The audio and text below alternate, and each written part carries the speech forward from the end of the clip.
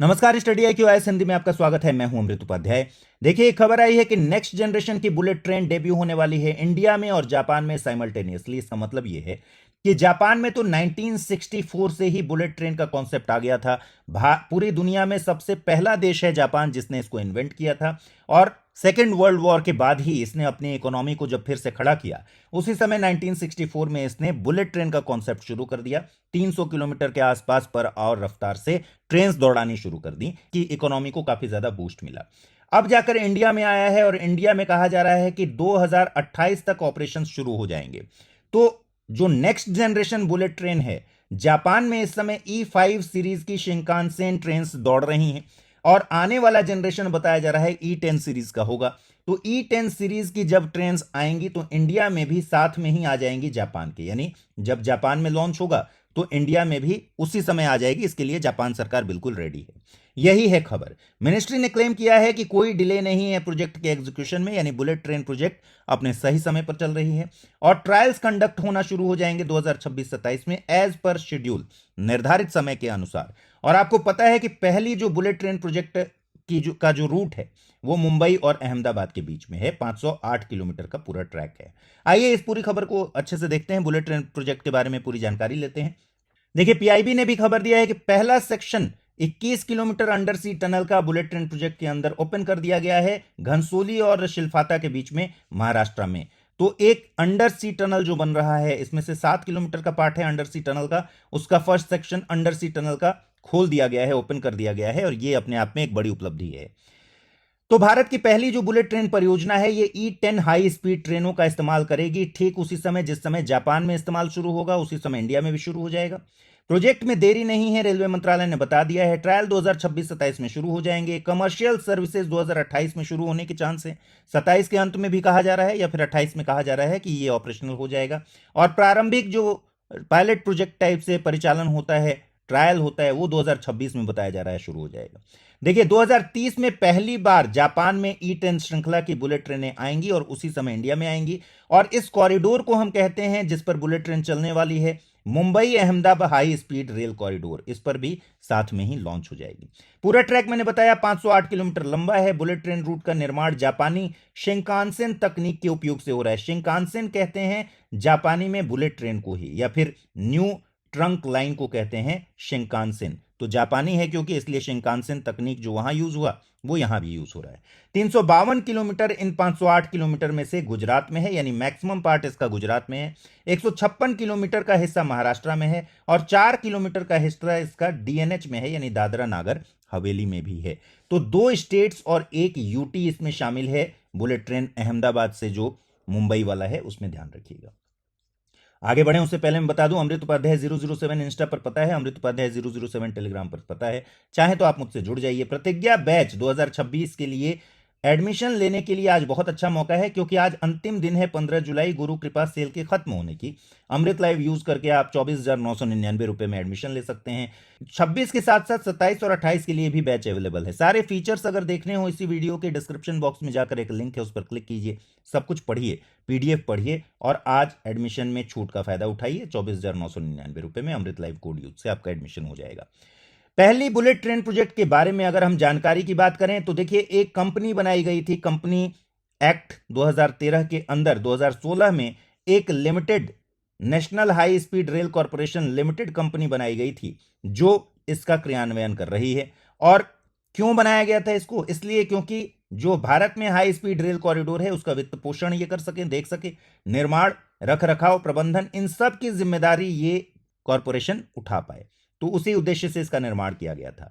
इस पूरे प्रोजेक्ट की जो पूरी लागत है, यानी अहमदाबाद मुंबई के बारे में बात हो रही है, इसकी अनुमानित लागत है 1,08,000 करोड़ रुपए, लगभग 17 बिलियन अमेरिकी डॉलर।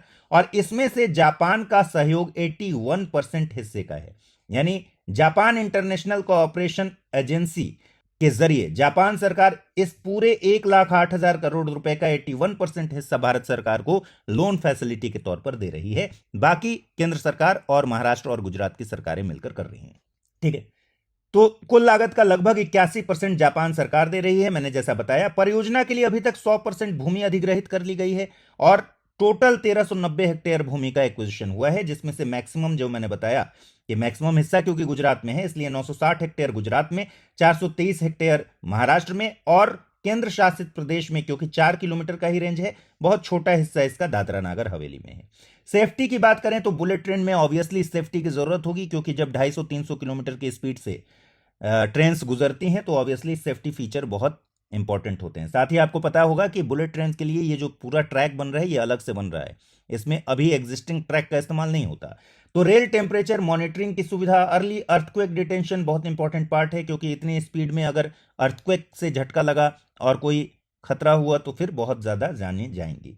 विंड स्पीड की मॉनिटरिंग, रेनफॉल की मॉनिटरिंग, ये सारी सुविधाएं इस बुलेट ट्रेन में होती है। चलिए पूरे बुलेट ट्रेन प्रोजेक्ट की बात करें तो मैंने लेंथ बता दिया है, 508 किलोमीटर की ये पूरी लेंथ है। उसे पार करने में इस बुलेट ट्रेन को लिमिटेड स्टॉप के साथ लगेगा 2 घंटा 7 मिनट और ऑल स्टॉप्स के साथ यानी सारे स्टेशनों पर अगर रुकते हुए जाए तो 2 घंटा 58 मिनट, यानी मैक्सिमम 3 घंटे में 508 किलोमीटर की दूरी ये बुलेट ट्रेन तय करेगी और लिमिटेड स्टॉप के साथ तो 2 घंटे 7 मिनट में ही दूरी तय कर लेगी। ऑपरेशनल जो स्पीड है इसकी 320 किलोमीटर पर आवर है और 12 स्टेशन बनाए जा रहे हैं अहमदाबाद और मुंबई के बीच में।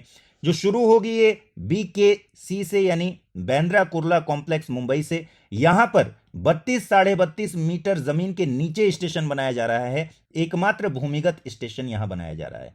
तो यह भी ध्यान रखिएगा कि एकमात्र भूमिगत स्टेशन यहां बनाया जा रहा है और साथ ही ये जमीन के इतना नीचे बनाया जा रहा है कि इसको इंजीनियरिंग मार्वल कहा जा रहा है। BKC से लेकर ये साबरमती तक तो 2 स्टेशन तो यही हो गए, बीच में 10 स्टेशन और पड़ेंगे, टोटल 12 स्टेशन हैं।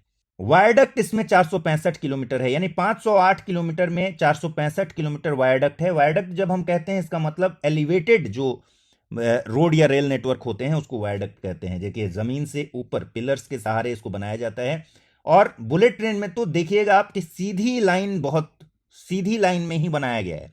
मतलब यह है कि इसमें बहुत ज्यादा घुमावदार ट्रैक नहीं बनाया जाता और जमीन से ऊपर बनाया गया है। तो 465 किलोमीटर तो वायडक्ट है, इसमें से भी 300 किलोमीटर का काम पूरा हो चुका है, हाल ही में रेलवे मंत्रालय ने बताया था, इसी को वायडक्ट कहते हैं। तो 465 किलोमीटर का टोटल ट्रैक है जो वायडक्ट है। ब्रिजेस की बात करें तो 28 स्टील ब्रिज हैं और 25 रिवर ब्रिजेस हैं। अर्थ स्ट्रक्चर 7 किलोमीटर यानी जमीन पर जो स्ट्रक्चर है 7 किलोमीटर का। टनल 21 किलोमीटर का है। माउंटेन टनल 8 हैं इसमें, ठीक है। 12 स्टेशन हैं, मैंने जैसा बता दिया था। 8 मेंटेनेंस सेंटर बनाए गए हैं। इस तरह से मुंबई से लेकर फिर थाने, विरार, बोईसर, वापी, बेलीमोरा, ठीक है, सूरत, भरूच, वडोदरा, आनंद, अहमदाबाद होते हुए साबरमती तक ये पूरी ट्रेन प्रोजेक्ट जाएगी। अब सवाल है कि भाई उद्देश्य क्या है। देखिए पहला उद्देश्य तो है कि जैसे ही ये प्रोजेक्ट शुरू होगा, जापान में जैसा हमने देखा था, मैंने बताया आपको 1964 में जापान में बुलेट ट्रेन की शुरुआत हुई और उसकी इकोनॉमी को काफी ज्यादा बूस्ट मिला। वैसे इंडिया भी इससे आर्थिक विकास को गति देना चाहता है और जाहिर सी बात है कि जब बुलेट ट्रेन प्रोजेक्ट चलेगा तो मैसिव रोजगार सृजन होगा। निवेश को आकर्षित करना एक मकसद है। जैसे जैसे आप डेवलपमेंट की तरफ आगे बढ़ते हैं वैसे वैसे आप इन्वेस्टमेंट अट्रैक्ट करते हैं और स्टेशन के आसपास के क्षेत्रों का पुनरुद्धार होगा। गतिशीलता और कनेक्टिविटी में सुधार हो जाएगी और शहरों के बीच यात्रा के समय को कम करना, उत्पादकता ओवरऑल बढ़ जाएगी। ये सारे उद्देश्य हैं इस बुलेट ट्रेन प्रोजेक्ट के। मुंबई और ठाणे के बीच 21 किलोमीटर, अभी देखिए प्रोजेक्ट के डेवलपमेंट में अभी क्या स्थिति है इसको देख लेते हैं। मुंबई और ठाणे के बीच 21 किलोमीटर लंबी समुद्री सुरंग के पहले खंड को खोल दिया गया है और यह एक बड़ी उपलब्धि हासिल की है इस प्रोजेक्ट ने। 310 किलोमीटर लंबे वायडक्ट के निर्माण का काम पूरा हो चुका है। आउट ऑफ 465 किलोमीटर, 465 में से 310 किलोमीटर वायडक्ट पूरा हो चुका है, यानी तेजी से काम चल रहा है। और जैसा कहा जा रहा है कि 2026-27 में इसका वो ऑपरेशन शुरू होगा। Operation in the sense pilot के तौर पर, ट्रायल के तौर पर शुरू हो जाएगा और 2028 में माना जा रहा है कि पूरा प्रोजेक्ट शुरू हो जाएगा। तो समझिए अगर 465 किलोमीटर वायडक्ट्स में से 310 किलोमीटर बन चुका है, इसका मतलब है कि मैसिव काम, बड़ा काम पूरा हो चुका है। इसमें रिवर ब्रिज जो हैं वो 15 पूरे हो चुके हैं, 4 निर्माण के अंतिम चरण में हैं। 12 स्टेशन में से 5 स्टेशन भी बन चुके हैं, 3 अब जल्दी ही बन जाएंगे, टोटल 8 स्टेशन बन जाएंगे। तो काम तेजी से आगे बढ़ रहा है। अब डेली क्विज नंबर 35 देख लीजिए। Mumbai Ahmedabad high speed rail corridor योजना के लिए निम्नलिखित में से कौन सा संगठन कार्यान्वयन के लिए उत्तरदायी है? भारतीय railway board, national high speed rail corporation limited, rail Vikas Nigam limited या फिर दिल्ली मेट्रो रेल कॉर्पोरेशन? इस क्वेश्चन का जवाब आपको कमेंट में देना है और वीडियो कैसा लगा ये भी बताइएगा। खूब अच्छे से पढ़ाई करिए, ठीक से तैयारी कीजिए। फिलहाल इसमें इतना ही, नमस्कार। यूपीएससी की तैयारी का हर दिन कीमती होता है और हर कल की राह आज से ही बनती है।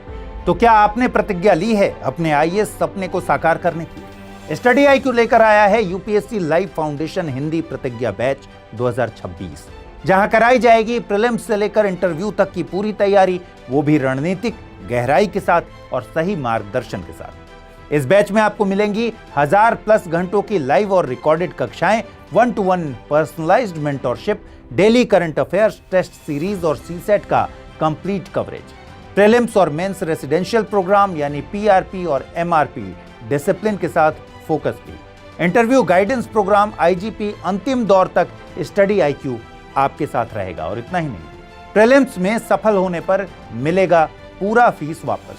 टॉप स्कोरर को मिलेगा 11,000 रुपए का नगद पुरस्कार। अब तय कीजिए, आप सिर्फ सपना देखेंगे या उसके लिए स्टडी IQ के साथ मिलकर प्रतिज्ञा निभाएंगे। यूज करें कोड अमृत लाइव और पाएं मैक्सिमम डिस्काउंट हमारे गोल्ड, प्लैटिनम और डायमंड बैचेस पर।